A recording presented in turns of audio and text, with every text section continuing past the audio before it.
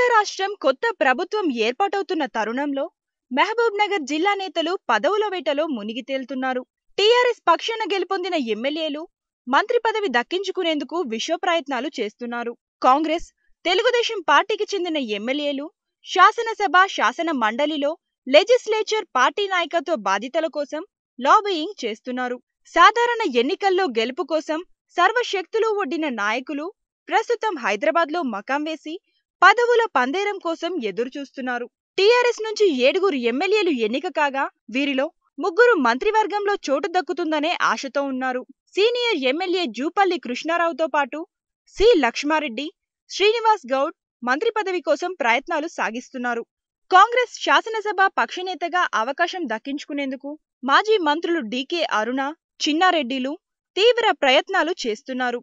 కొడంగల్ నుంచి పోటీ చేసి విజయం సాధించిన రేవంత్ రెడ్డి మాత్రం టీడీపీ పార్టీ ఫ్లోర్ లీడర్ పదవి కోసం తీవ్ర ప్రయత్నాలు చేస్తున్నారు. అటు అధికార పార్టీలో, ఇటు ప్రతిపక్ష పార్టీలో కీలక పదవుల కోసం మహబూబ్ నగర్ జిల్లాకు చెందిన నేతలు పోటీ పడుతున్నారు.